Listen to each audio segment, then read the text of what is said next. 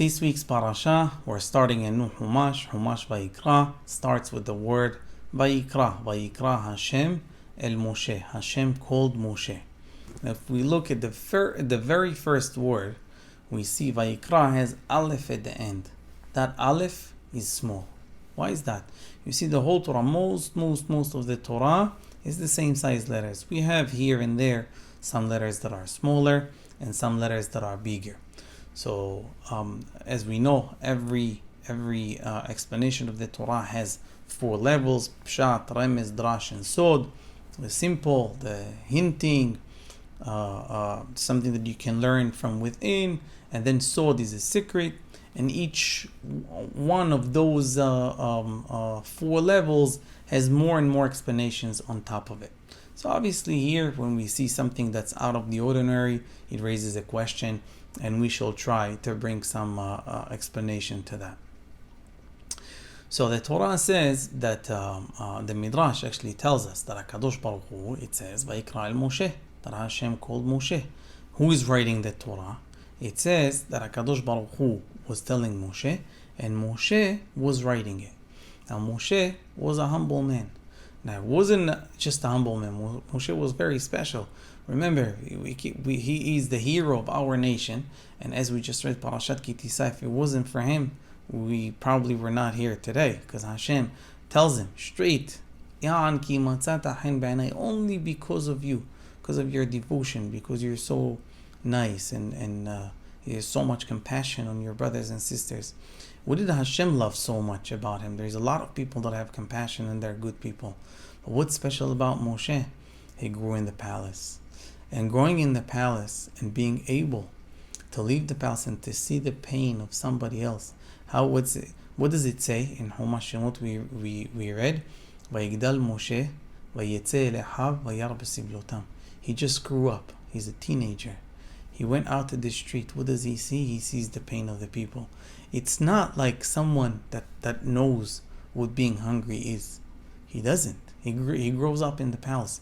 He doesn't know what not taking a hot shower is. He doesn't know not being able to sleep or not having the medicine that you need. He doesn't know of these things. But nevertheless, if he doesn't know and he was able to put himself down to that level and feel the people, Hashem and us, even as people, of course Hashem appreciates it tremendously. So that was Moshe. Moshe was a special man. So he writes the Torah.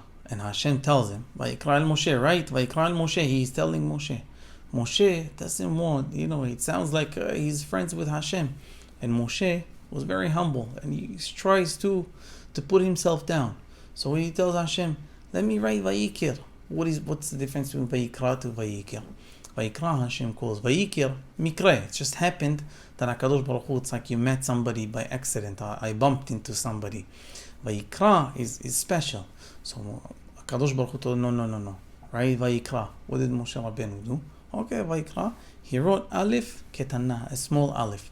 That if you look from far, it looks Vayikir. You look a little closer, you see that it says Vayikra. Different than Bilam, that HaKadosh Baruch Hu appeared to him. Now here, HaKadosh Baruch Hu calls Moshe especially. So now what is the results of that? First of all, we know a person that puts himself, HaKadosh Baruch Hu, Mashpil Ge'im. Person that puts himself up, HaKadosh Baruch Hu puts him down. And Magbiya Shefalim, a person that puts himself down, HaKadosh Baruch Hu brings him up. So that's exactly what happened with Moshe.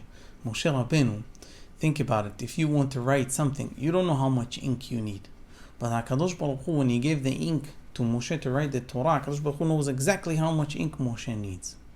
So when Moshe Rabbeinu wrote Aleph Ketana, he had enough ink for Aleph Gedolah, for big Aleph.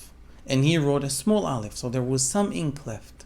The Midrash says that, and the ink that Hashem gave Moshe is a very holy ink with a lot of power in it. So since he wrote a small Aleph, there was some ink left at the end. The Midrash says that HaKadosh Baruch Hu took that leftover ink and he put it on Moshe's face. And that's why we read that no one could look at Moshe. He was shining like the Torah. He had light on his face, and of course that this light came from his humility And we learn from our hero, Moshe Rabbeinu, from our leader, how, the more a person puts himself down, automatically he's happier, automatically he's forgiving his spouse, forgiving his brothers and sisters, forgiving even the people that work for him, everyone around him. It's just he has a good time with himself. He's more peaceful with himself.